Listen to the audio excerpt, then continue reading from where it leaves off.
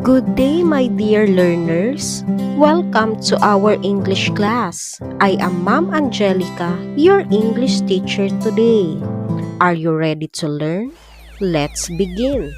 Today, we are going to learn English 3, worksheet number 10 for the third quarter about affixes. Please prepare your learning module, your pencil, and your notebook. In this lesson, you're going to learn how to read words with affixes, words and affixes, prefixes, and suffixes. Before we start with our new lesson, let me check first if you have any idea about it. Let's begin. Direction. Match the word in column A to its meaning in column B by writing the letter on the blank. Write your answers on your notebook.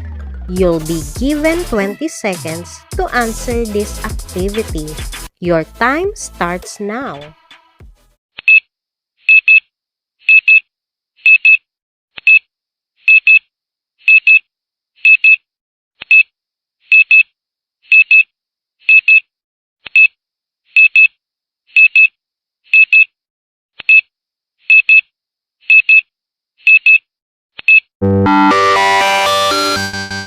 Who got the correct answers? That's great! Many English words are formed by taking basic words and adding combinations of prefixes and suffixes to them. A basic word to which affixes, like prefixes and suffixes, are added is called a root word because it forms the basis of a new word. The root word is also a word in its own right. For example, the word lovely consists of the word love and the suffix "ly." Familiarity with Greek and Latin roots, as well as prefixes and suffixes, can help students understand the meaning of new words. For our activity, we will be reading a story. Would you like to read a story with me? Read the story about the lion and the mouse and identify the words with affixes used in the story. Write your answers on your notebook. The Lion and the Mouse. A lion lay asleep in the forest, his great head resting on his paws. A timid little mouse came upon him unexpectedly, and in her frightened haste to get away, ran across the lion's nose. Roused from his nap, the lion laid his huge paw angrily on the tiny creature to kill her. "Spare me," begged the poor mouse. "Please let me go, and someday I will surely repay you." The lion was much amused to think that a mouse could ever help him, but he was generous and finally let the mouse go. Some days later, while stalking his prey in the forest, the lion was caught in the toils of a hunter's net. Unable to free himself, he filled the forest with his angry roaring. The mouse knew the voice and quickly found the lion struggling in the net. Running to one of the great ropes that bound him, she gnawed it until it parted, and soon the lion was free.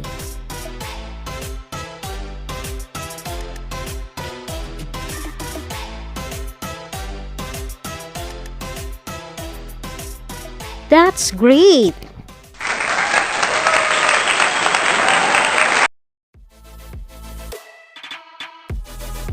What is an affix or affixes?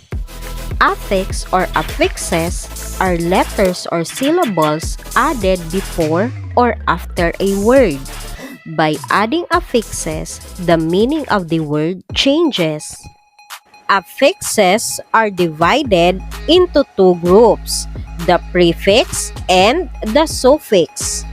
When affixes are added to the beginning of root or root words, they are called prefixes. For example, the most common prefix is "an", which means the opposite of the word. For example, the root word is happy, and the prefix "an" is added to the root word happy. The new word is unhappy. These are some of the common prefixes. Prefix mis plus behave equals misbehave.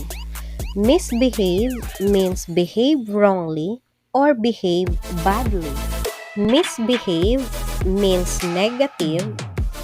Miscalculate means wrong calculation. Also, the meaning becomes negative. In short, prefix mis means wrong or badly. Prefix im plus perfect equals imperfect. Im plus mortal equals immortal. Imperfect means not perfect. Immortal means not mortal. Prefix im means not or opposite of. It is only used for root words that begin with B, M, and P.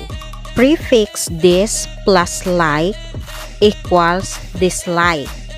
Dis plus able equals disable. Dislike means not like, and disable means not able. Remember that prefixes can change the meaning of root word. When affixes are added to the end of roots or root words, they are called suffixes. The most common suffixes are s and es, which mean more than one or the plural of the word. For example, adding es to wish changes the meaning of the word to more than one. The root word is wish, and the suffix added is es, and the new word is wishes. These are some of the common suffixes. Care plus less equals careless. Hope plus less equals hopeless.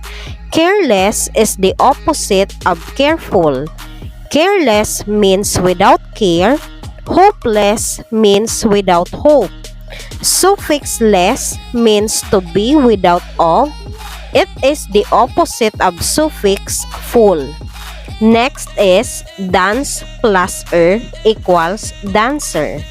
Sing plus equals singer. Someone who dances is called dancer. Someone who sings is called singer. Suffix is usually added to an action word to mean someone or something that does the action. Let's have another activity. Read the words on the next slide, then identify the base word and the affix used in each item.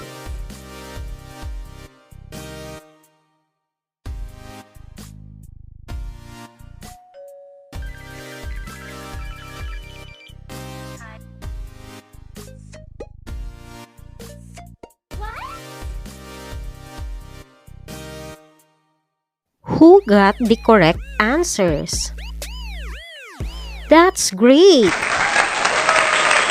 Let's proceed to practice task. Practice task 1. Form the new word by combining the correct affixes to the root words.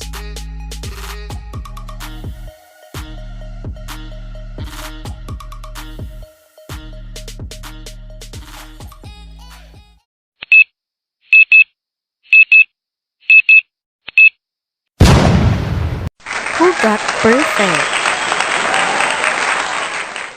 For practice task 2, fill in the correct prefix. Choose from the box.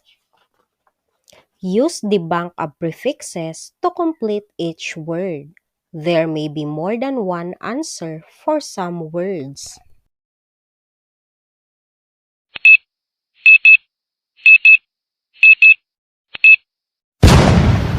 Who got perfect? Let's proceed to practice task 3. Read the story and write the correct prefix to complete the new words.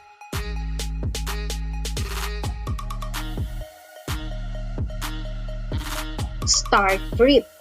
As usual, the little Prince of Mars sat in front of his big screen, blank vision. This life is very blank interesting, he thought. Just then, he heard a knock at the door. A messenger handed him a blank gram. "There must be some blank tape," said the little prince. But when he opened the envelope, he was surprised.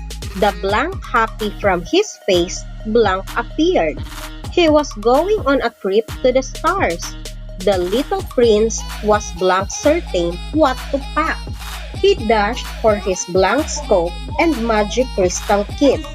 He packed and blank packed his star travel bag until everything fit. Someday, he would blank turn to his own planet. But until then, he was ready for an adventure in the stars.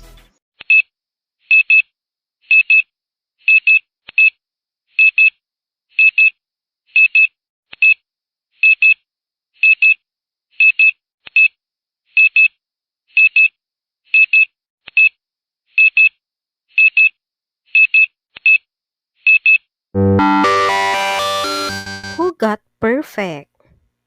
Wow, that's amazing! Let's give a round of applause. To make everything clear, just remember these three: the root word, the affixes used if it is prefix or suffix, and the new word. Do you now understand the affixes, prefix, and suffixes, and how they are being used to change the meaning of the root word? Can you give your example? Let's have an activity.